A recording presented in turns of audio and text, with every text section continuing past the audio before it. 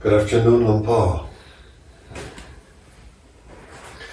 So today is Saturday the 5th of March 2022, and I was wondering if you could talk about desire as it is in the Second Noble Truth.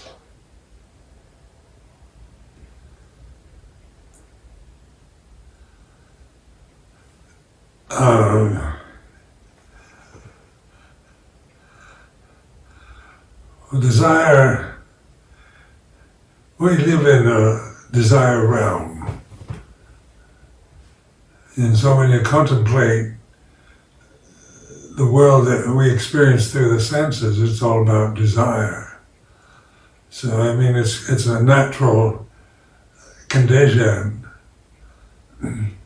that we identify with in a personal way. So we have good desires and bad desires. And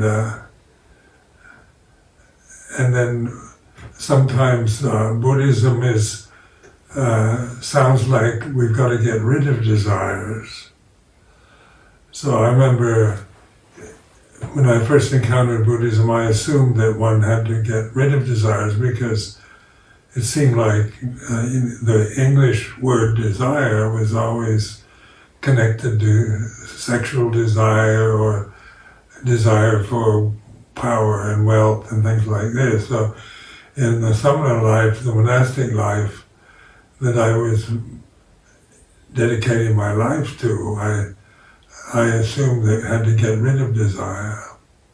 But then in the reflective qualities of Buddhist teaching, when you're contemplating and understanding the First Noble Truth of suffering, then you see how the attachment to desire is what is the cause of suffering. This ignorant attachment to desires. It's not the desires in themselves, but it's not trying to get rid of them or substitute only good desires and get rid of bad desires, because that we can't do. That's not the way things are in terms of experience. So in the Second Noble Truth, the investigation of desire, and I found this very helpful in my first year as a samanera, just understanding that desire doesn't necessarily anything like just something negative or something bad that we've got to get rid of, but is to understand it, because we're actually living in a desired form, or the form that I would identify with is a desire body, is produced through desire. It's a natural condition produced through sexual intercourse that is sustained through food. We have to, in the early years, my mother had to feed me, and then, most of my life is the need for nourishment, food. And that's just natural. That's not like, if we take it personally, we make it in some kind of personal problem, when it's not. And like, it's natural to get hungry. You don't choose it. It's just the way the body needs to survive. It needs to be fed. And the body itself is food. So this identification with food is, because of ignorance, and we don't reflect or contemplate the nature of it. We merely operate from given positions that we acquired when we were innocent children, that this body is what I am, and that good boys act like this, and if you act in the opposite way, you're a bad boy. So you're trying to, you realize to appease, to make your life comfortable in the family you're born into. If you obey mother and father, you get rewarded. usually, and if you disobey them, you get punished. So you develop a sense of survival, a natural sense of survival, because this realm is about survival. We have to eat, we procreate the species, and we have to survive in daily life, just by nourishment, by shelter, by place to live, by protecting ourselves against the weather. And then there's all the environmental conditions that affect us in positive or negative ways. So the basic human condition is one of desire for nourishment, for survival, for procreation. And out of ignorance of Dhamma, when we're just merely conditioned to operate according to cultural biases, cultural conditions, social identities, racial identities, gender identities, then we operate from a system that is, we acquire, it's not natural, it's an acquisition, and so we identify with these desires, and like being a celibate monk, you're forbidden to have any form of sexual activity, and so then one can see how one's conditioned to regard, like even sexual thoughts as dirty and evil, and because that's how one is conditioned in modern life. At least I was, my generation. And then the second noble truth breaks down desire into three categories, which is very helpful to consider. So there's kama tanha, or sensual desire, which is quite obvious. Like right now, it's turning to spring here in England, and you can see the snowdrops and the daffodils appearing, and you want to look at them because they're beautiful. And today was a very rainy, cloudy day, and where it didn't draw you out, where on a sunny day, where we live in England is very beautiful. So you like to gaze out the window or go for walks and enjoy what you see, because the sun, improves the colors of the flowers, and the green on the trees and the lawns and so forth. So this is natural, just to appreciate, what is beautiful and what is not beautiful that we encounter through sight. We tend to resist or ignore. So just sensual desire is the first form of desire mentioned in the second noble truth. Then the second is bhava. Now what does that mean? It's a desire for becoming. So that can be noble kind of desire. It's like desire to get enlightened is bhava. I, Sumedho, want to become enlightened is a rather noble desire, and wanting to get, and then the third category is vipavadana, desire to annihilate or get rid of what we don't like, and then the desire to get rid of desire is vipavadana.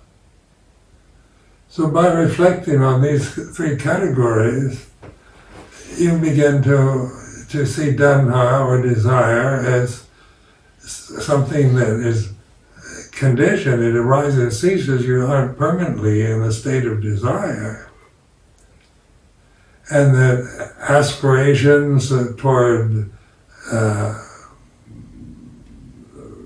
becoming an arahant or a Buddha or a bodhisattva, these are noble aspirations, but they're very, so they're noble, so they're good, but they are a form of desire which comes and goes and is created by your mind. And Vipavodana, the desire to annihilate, get rid of, is, wanting to get rid of defilements, of wanting to get rid of jealousy, of fear. And one can see want to get rid of anger. People on retreats often consult me about how to get rid of anger. And the desire to get rid of anger is what we call vipavodana, desire to get rid of something you have that you don't want. So then one takes the desire, three forms of desire, and observes them as they happen in your daily life. And so in my experience with that, then the structure that we live by is called Vinaya, which is we're called the precepts about proper behavior, right speech, right action, right livelihood. So these precepts are, highly regarded in this tradition. So they limit you in terms of action and speech. So you commit yourself to the restraint of the Vinaya, or this traditional form of restraint, monastic restraint. And then you can observe, it gives you a vehicle in terms of behavior and one's speech habits to reflect on them as we live in a community life of Sangha, or a community of monastics. So in Thailand, some of the Ajahns talk about killing your defilements. And so this is how sometimes it's interpreted even in Thailand. To kill is a rather violent act to annihilate defilements. And so on a logical level, it seems, reasonable. So in terms of killing defilements, it is, in terms of vipavodana and killing defilements, you begin to see that very act of trying to get rid of them, or suppress them, or resist them, is the form of desire, negative, wanting to get rid of what you don't want. Where the Buddha actually means to understand desire, to understand suffering, then you must understand desire. The realm that we live in is a desire realm. So even in monastic life, where you're living in a very restricted way, a celibate life, you still have these desires that are natural to the human state on planet Earth, and that you don't necessarily create them out of intention, but they happen according to conditions. So Vipavodana, I found, because that was a total new way of looking at desire that I really related to, because I could see so much of my life had been in this kind of effort to control things, to get rid of fear, to get rid of self-consciousness, to get rid of anger, to get rid of greed. I didn't want to be greedy. And to get rid of jealousy. I didn't like jealousy. I didn't want to be jealous. And so in lay life, so much of my problems with guilt were around being jealous, or about anger or resentment or fear.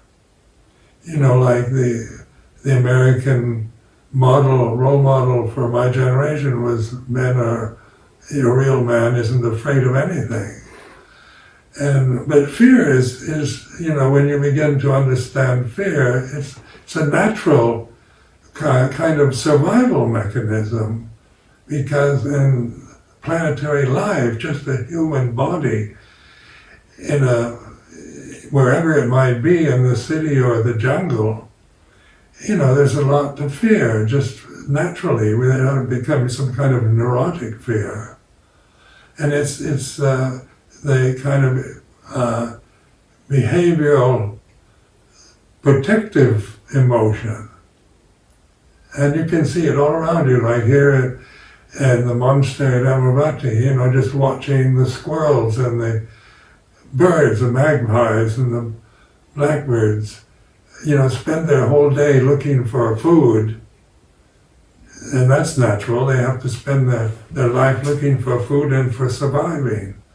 So they're very alert to any possible danger that might come into the garden while they're looking for food. And it's instinctual. They don't choose to be frightened. Or it's not greed that they're looking for food. It's necessary, just natural product of this material form, this food form that has to survive on other material and protect itself from external dangers. So when you see that it's very natural to be afraid and to get angry, and sexual desire is natural, and that these conditions are seen in very personal terms. This is why we suffer from them, because we see these natural emotional conditions as in personal attitudes of right, wrong, good and bad, true and false.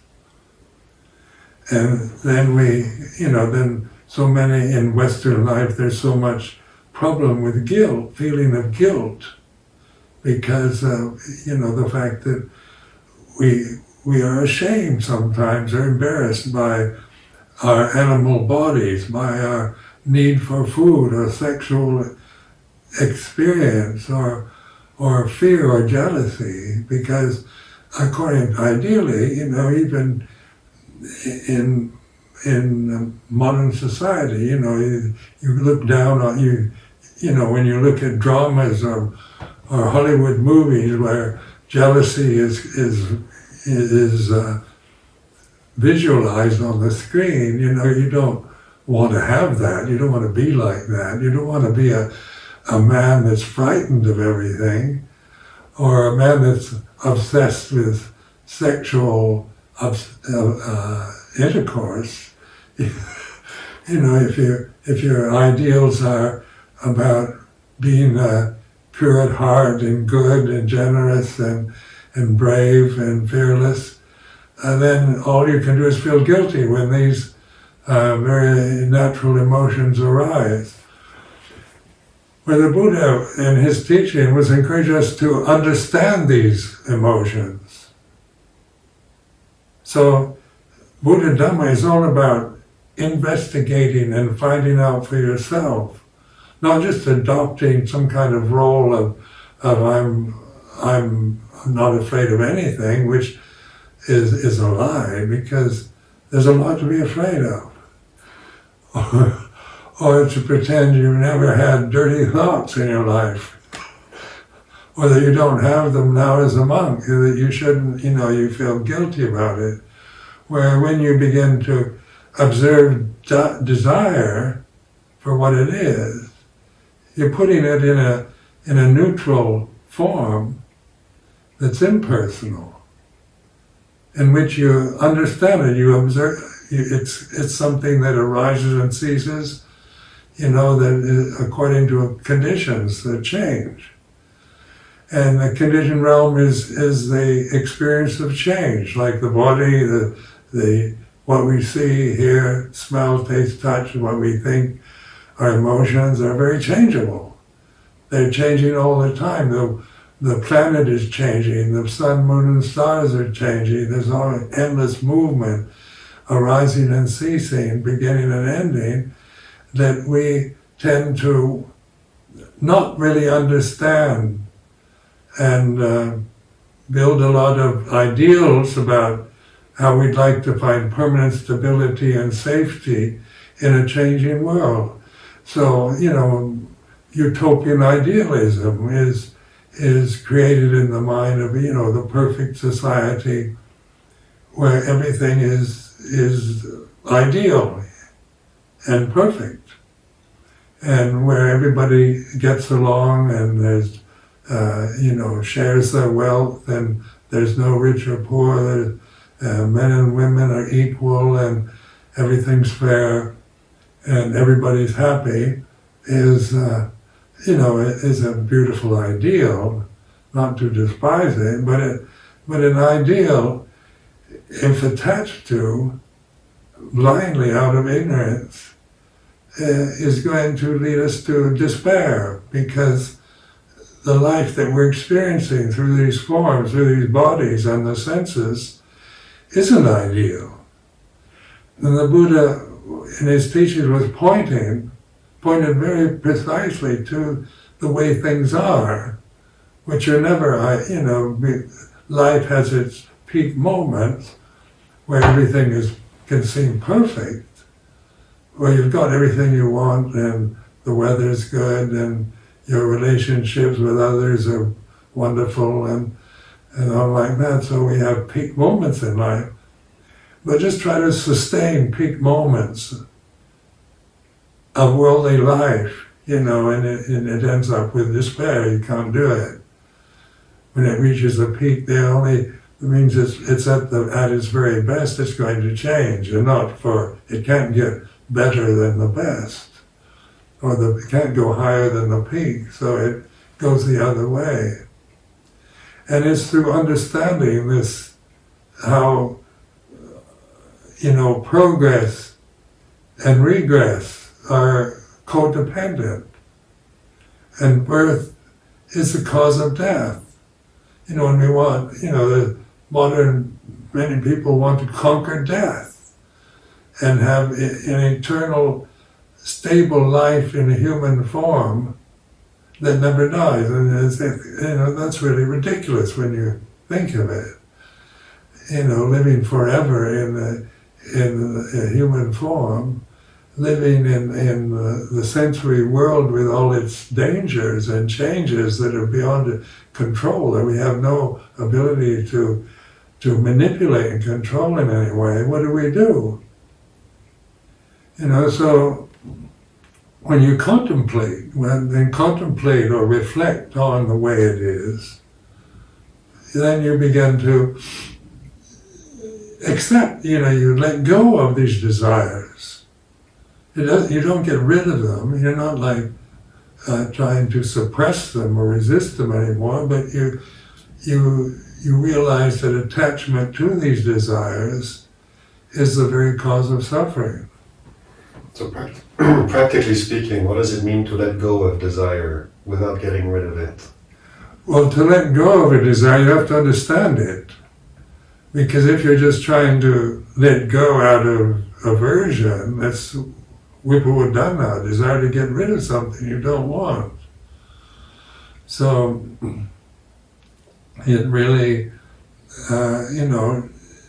letting go isn't about rejecting or throwing away or annihilating, but understanding that by this blind attachment, this habitual conditioned attachment to these desires, that is the very cause of our suffering, for our anxiety, for our worry, for all our fears, rational, irrational, justified or unjustified. This realm that we experience in these forms is, quite dangerous. And that's, when you see that, then and you take it personally, then you feel this sense of fear, with all these predictions of climate change and earthquakes and volcanic eruptions and droughts and floods and meteors coming from outer space or alien invasions, all the possible things you can imagine or are happening to us at this time when our whole identity is with the forms that are very vulnerable and easily destroyed, then one is going to spend one's life worried and anxious and upset by things we have no ability to control. So would it be correct to say that learning to let go of desire and understand it, in a way means to be able to understand it, we have to be willing to endure desire while it's present so we can understand it. Is that exactly. correct? You have to understand isn't intellectual. It's not about why do I suffer. Mm-hmm. I try to analyze the causes of my suffering with my intellect. Is my suffering due to my parental experience or my social position or whatever, because my nose is too big or my eyes are too small, or being abused by others and bullied and so forth. One can trace all kinds of causes for through memory of being abused or treated unfairly. Everybody has these memories, and but that's not what we're interested in. We don't need to know why we suffer. It's learning to understand it. To understand it, you have to really accept it, welcome suffering. It's more like accepting it is like this, and patiently witnessing it. Even the desire to get rid of it, because like physical discomfort, physical pain, automatically we want to get rid of it. It's just natural. We don't like physical pain, and when it happens, the immediate reaction is how to get rid of it, how to get rid of the pain, and so that's just a natural reaction. That isn't cultural or personal, because pain is unpleasant and don't want it, and physical pleasure is what we want, what is desirable, what is comfortable, what is beautiful. So it's understanding means patiently enduring. It takes patience to not just be caught in first automatic reactions, habitual reactions to experience, but to observe them, to be the witness. It's this, when we talk about reflection or witnessing, it's not judgmental. Like what I refer to as intuitive awareness or consciousness is not a judgmental thing. When we judge our desires and try to figure out why I suffer and who to blame for it, we're making value judgments about ourselves or about our families or our society, about our politicians, about the climate. We're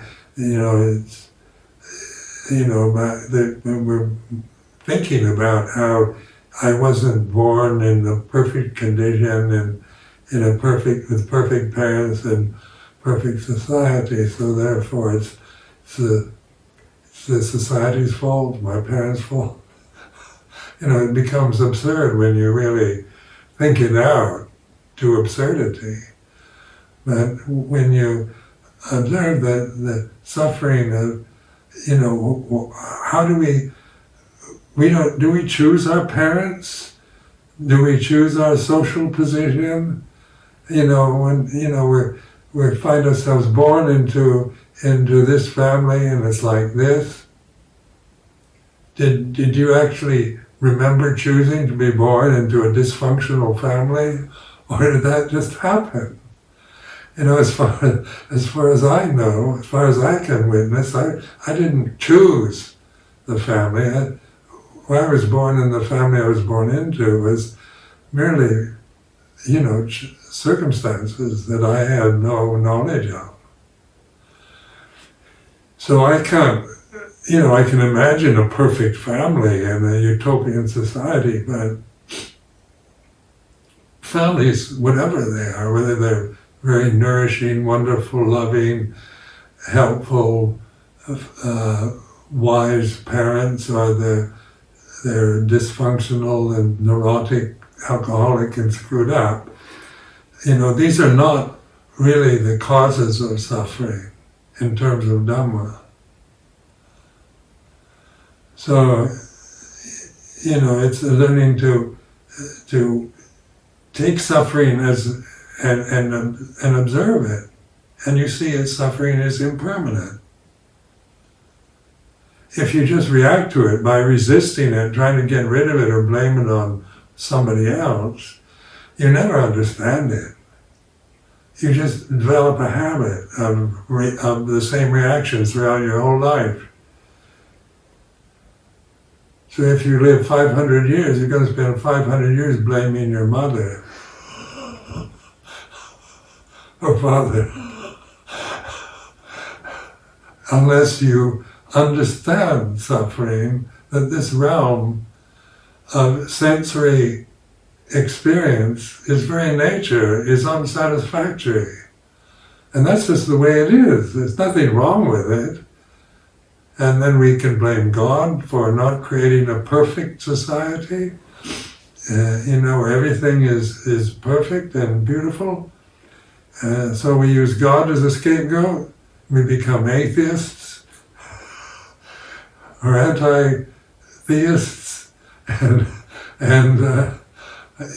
we think, God, according to our conditioning, can seem like, somebody who created all this, and why did he create pain? Why did he create all these survival problems and planetary life with all its unknown potentials for dramatic changes that we can't even understand or foresee?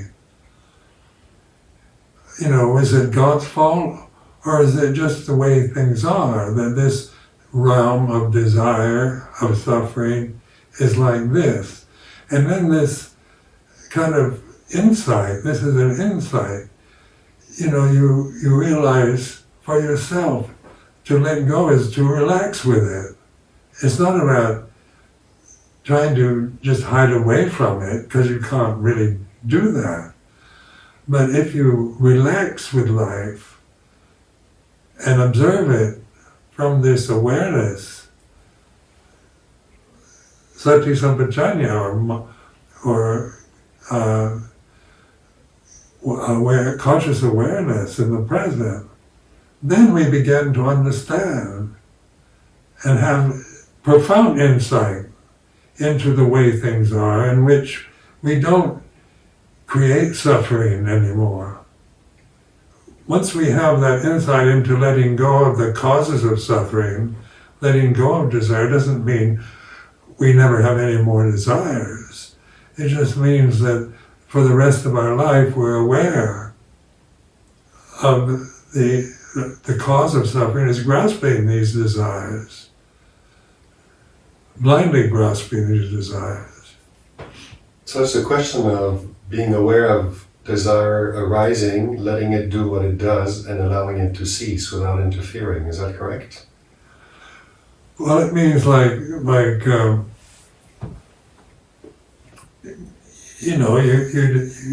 you're developing wisdom to determine how to act or not act.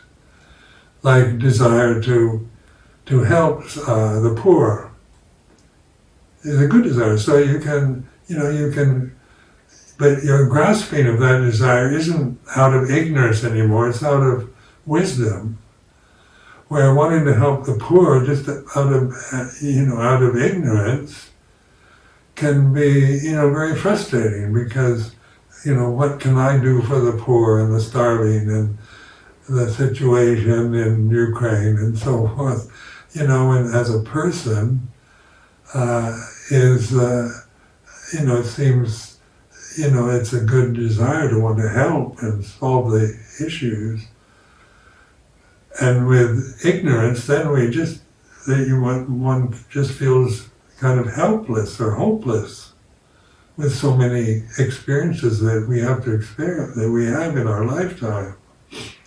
But if we understand desire, then the desire to help the poor is what we do with our lives.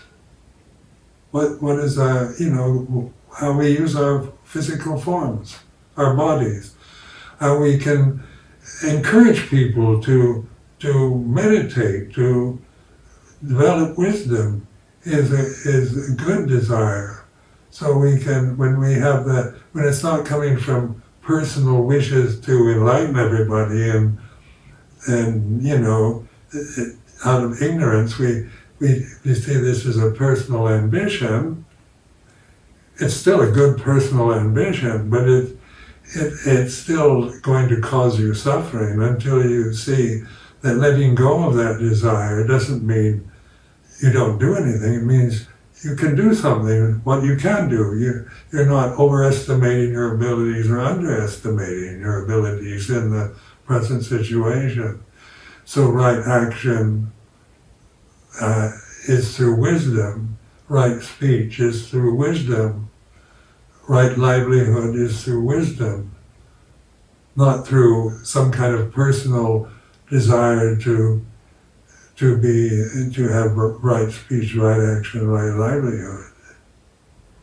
Is it that same wisdom that helps us distinguish between what we call desire and chanda, aspiration, like spiritual aspiration? Well, if you're personally attached to chanda, it does help, even out of ignorance, to attach to aspiration. But that aspiration has to lead to wisdom. So just having aspirations for enlightenment might be very praiseworthy, but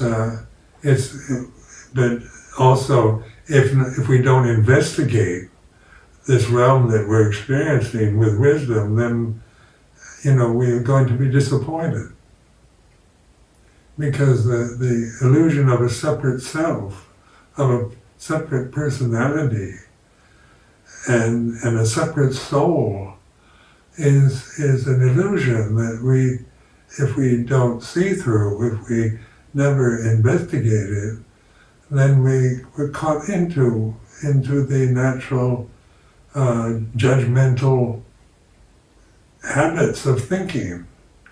We can't help it.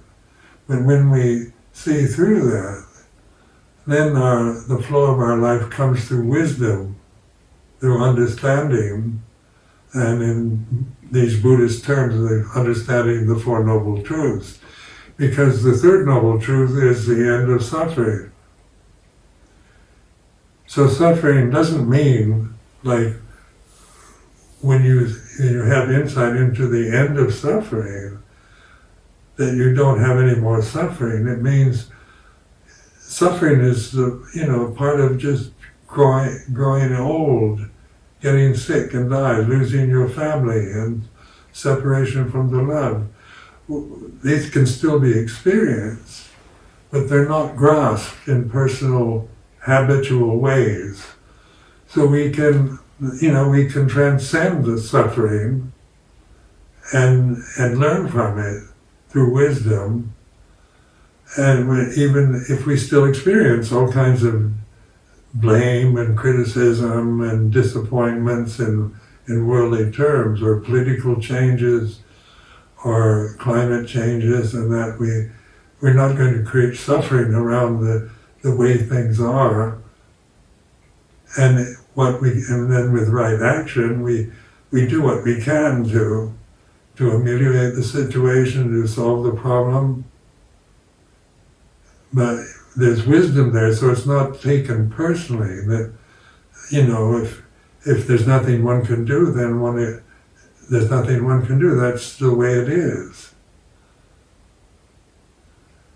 And you find your real liberation is in the Third Noble Truth, in the end of suffering. When you see that in your own experience, that you actually can witness the end of suffering, because it does cease. And it's through this insight into the cessation of suffering that you begin to realize non-suffering is your true nature. Or pure consciousness. Consciousness doesn't suffer. Just this consciousness that we're experiencing through the senses, we create suffering around what we see, hear, smell, taste, touch, and think. But consciousness itself, that transcends just the limitation of senses, of eyes, ears, nose, tongue, body, and mind, that transcends that doesn't suffer. Is natural, is what we call Dhamma, ultimate reality. Or in Christian mysticism, it would be called God, I hope. And whatever you want to call it, because it's nameless. Ultimate reality or Dhamma, you can't describe it or find it as an object. So, but you can know it because that's what you really are, your true nature. And this is like the gate to the deathless, is this through this conscious awareness, mindfulness, that has become such a in word at this present time. People are really, taking an interest in looking into the way things are, rather than trying to solve every problem and create endless more problems through sometimes our good intentions. So Chanda is skillful, but also Chanda for me was trusting in the Four Noble Truths, the basic teaching, the first sermon of the Buddha. Because I realized that with all my high-minded aspirations, I felt, a total slave to my habits. I was, enslaved to really thinking in negative ways and so limited in terms of my emotional habits. So, there was, so the aspiration of Chanda was like a blessing. It's grace that we're experiencing from the universe to aspire to enlightenment or to whatever you want to call it. Liberation, freedom, the words don't really matter that much. But in terms of the aspiration, leads you through skillful means to make that possible. So my faith, my trust in the Buddhist teaching it wasn't a kind of just blind belief in it. It wasn't just adopting new beliefs that are called Buddhist in exchange for Christian ones.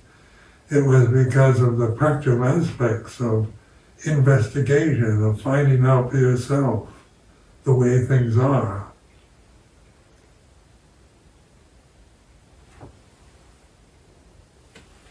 Thank you very much, Noble.